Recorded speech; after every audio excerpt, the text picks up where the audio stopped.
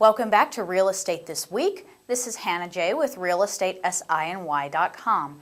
We're into our fourth week of the series, and we've got a lot to cover today. Stay tuned for the latest news affecting Staten Islanders, including poverty rates in New York, the new recycling program, and the commercial expansion to take place on the North Shore. To begin, an update on Hurricane Sandy progress. FEMA is granting additional reprieve to displaced Sandy victims. If you remember the story we covered a few weeks ago, FEMA previously extended the deadline for its Transitional Sheltering Assistance Program to May 1st. Decision makers within the program have extended the deadline on a rolling basis in accordance with need and now have chosen to push it back again. Under this program, Hurricane Sandy victims who cannot return to their badly damaged homes are given hotel rooms free of charge. The checkout date is now set to May 29th, which buys homeless storm victims almost a month of additional time to get back on their feet. The Transitional Sheltering Assistance Program also works to create more permanent housing solutions for those in need, and it will reevaluate the proposed deadline as it approaches if they feel victims need more time. New York City is slowly climbing out of recession-level poverty rates, according to a new report. On April 22nd, the Bloomberg administration released its yearly report, the CBO Poverty Measure, showing that poverty rates have dropped among single-parent households and that the number of unemployed workers has stabilized since the onset of the economic crisis in 2008. Employment rates improved among working adults in New York City between 2010 and 2011. The rise in extreme poverty also halted after increasing between 2009 and 2010. Staten Island residents had the second lowest poverty rates of all city boroughs in 2011 at 15.3%, but this had increased from 2008 when the poverty rate was 11.4%. Another interesting statistic in the report demonstrated that the highest percentages of homes owned outright lie in the periphery of Staten Island and Queens. Though the citywide poverty rate rose by 0.4% between 2010 and 2011, the author of the report, Mark Levitan, concluded that the relative stability in employment rates from 2011 indicate an improving economy in New York City. Aspiring entrepreneurs who are out of work get a bit more help from the government. New York State Governor Andrew Cuomo announced on April 23rd that the state's self-employment assistance program will be expanded to accommodate more New York residents who receive unemployment benefits. The program, orchestrated by the State Labor Department, provides entrepreneurial training and business counseling for those who are willing to work full-time to build their business. Previously, the program was only extended to those who had received less than 26 weeks of unemployment benefits, and now eligibility has been extended past the 26-week mark. All participants in the program must have been on public assistance for at least 13 weeks and are required to attend 20 hours of training and to meet with a program counselor twice a week. In 2012, 363 participants in the Self-Employment Assistance Program were able to start their own businesses. Those interested in SEAP should call the State Labor Department at 888-469-7365. Children on the North Shore now have more room to play. The Parks Department announced the opening of New Brighton's Goodhue Park on Wednesday, April 24th. 7 years ago, the Children's Aid Society declared that they needed additional funding for their organization and were interested in selling part of their 38-acre land plot in New Brighton to the city. A combined $7.1 million from the City Council and the Bloomberg administration was allocated to purchase a 15-acre parcel of land for the city park located on Prospect Avenue near Snug Harbor Cultural Center. Under this new arrangement, the Children's Aid Society can still use the land for some of their own programs, though it is now owned and operated by the Parks Department. Staten Island currently has 10,555 acres zoned for parks and open space, which accounts for more than a fourth of the total land area on the island. The first Deputy Commissioner of Parks, Liam Kavanaugh, announced that New York City is currently in the midst of the largest era of park expansion since the 1930s. A storm-damaged community area is now open to the public again in time for spring. On Saturday, April 20th, officials gathered to celebrate the reopening of Miller Field in New Dorp. After undergoing months of reconstruction following Hurricane Sandy, The majority of the recreational area is now ready for public access at the start of the soccer season. The worst of the storm damage occurred right by Newdorp High School near Highland Boulevard, and the remainder of the park still under construction is expected to reopen sometime in June. The site of a former Army Air Corps base, Miller Field was acquired by the National Park Service in 1974 and features 187 acres that accommodate activities such as baseball, biking, soccer, and even community gardening. Expect construction on Port Authority bridges. Engineers with the Port Authority of New York and New Jersey announced Wednesday, April 24th, that the organization has entered a contract with NYNJ Link Partnership to repair or rebuild all 3 bridges for commuters between Staten Island and New Jersey. The Bayonne Bridge will be raised to 215 feet to create more clearance for passing vessels below.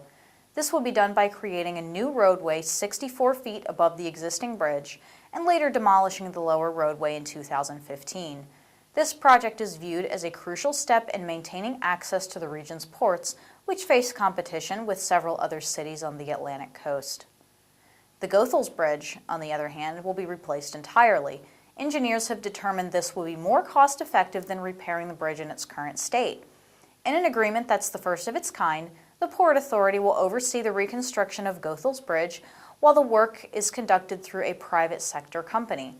The partnership will allegedly save Port Authority around 10% versus their own project estimates. Finally, the outer bridge crossing will not be repaired extensively, but plans are set to repave the road surface. In total, construction of the Port Authority bridges will cost an estimated $1.5 billion.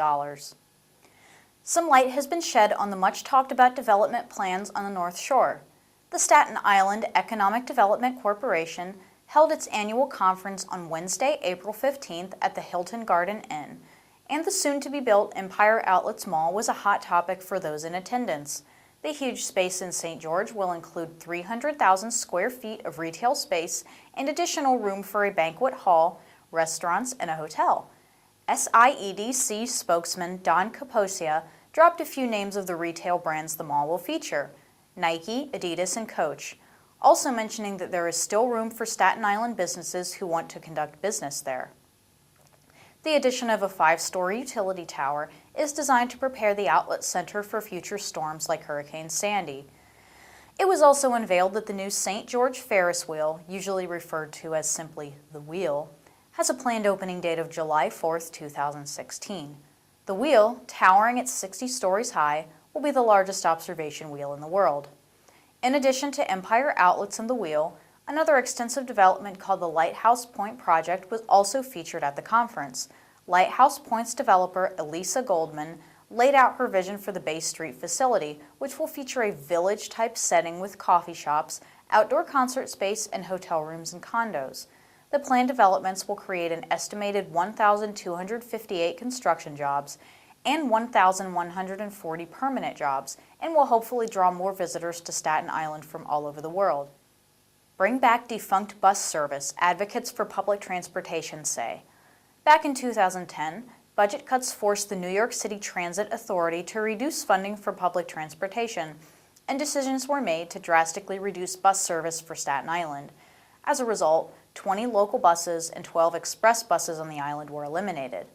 But this past year, the Transit Authority made out with a surplus of $40 million, and an advocacy group called the Riders Alliance, along with several elected officials, is pushing for the service to be restored. MTA board member Alan Capelli from Staten Island has lobbied to expand service where overcrowding exists as our ridership grows. Currently, weekend service has been restored to the S76 bus, which is local, but the remainder of the buses cut from the budget in 2010 have still not resumed service. The express routes no longer in operation include the X6, X13, X16, X18, and X20, which traveled from Staten Island into Manhattan. Even for local buses that are still in operation, many of them have undergone reductions in service. For example, the S66, which travels from St. George to Port Richmond, now has later start times on weekdays. At a Manhattan rally this past Sunday, New York citizens urged State Governor Andrew Cuomo to restore service to public transit vessels such as Staten Island buses.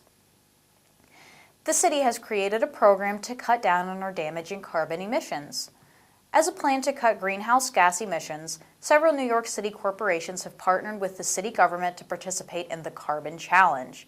After numerous universities and hospitals have gotten on board with the project, 10 large private companies based in the city have agreed to reduce carbon emissions by 40% in the next decade. These include Goldman Sachs, JetBlue Airways, and American International Group.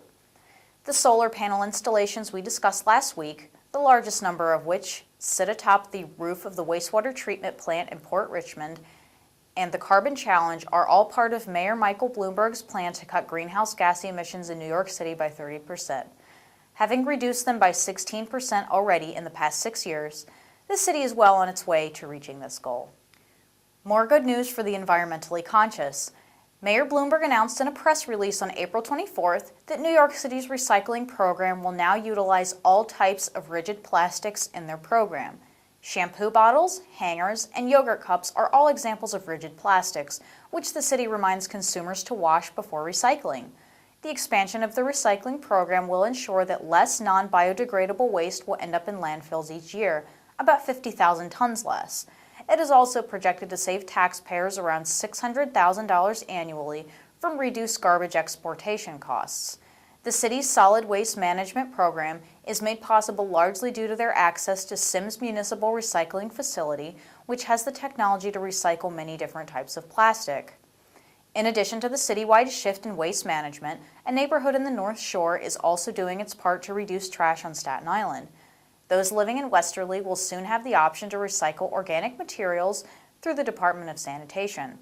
Biodegradable materials such as banana peels, eggshells, and tea bags can be placed on the curb in a designated bin, and yard waste goes into special bags. The organic waste will be turned into mulch by composting, and the mulch will be distributed to government and nonprofit agencies to assist with gardening. The Westerleigh area was chosen to be the first neighborhood in the pilot program because of its proximity to the compost facility in Fresh Kills. If the program achieves its goals of assisting with organic waste recycling, the program may be expanded to other neighborhoods as well. Next month's Great Kills Memorial Day Parade could be the last. The annual Staten Island Parade honoring fallen veterans may be a thing of the past, according to Parade Committee co-chair Dick Cohn. Participation in the parade and crowds have dwindled over the years, and Cohn says that raising the necessary funds to keep it running is proving more and more difficult. Though the parade was nixed once before, it was subsequently pulled out of the ashes and has run consistently for the past 18 years in Great Kills. Though the parade will continue as planned on May 18th of this year, which is actually Armed Forces Day, organizers may be forced to cancel the event beginning next year. The lessened interest in the event is largely due to the borough-wide Memorial Day Parade held in West Brighton around the same time. The lack of participation and dwindling crowds is disheartening to many residents around Great Kills, and Cohn states that the younger veterans have less interest in the festivities than past generations such as World War II vets, and they're now aging and not able to participate often. So long to teenage smoking, lawmakers are hoping. New York City may become the first major city in the U.S. to raise the legal age to buy cigarettes to 21. Council Speaker Christine Quinn and the Health Department Commissioner Thomas Farley are among advocates of the new bill, which will be brought to a committee hearing on May 2nd. Quinn cited a few studies to support her claim, first mentioning that drunk driving deaths declined 80% after raising the drinking age to 21, then making a reference to the 30% decline in smoking among British 16 and 17-year-olds after the smoking ban in England was changed from age 16 to 18.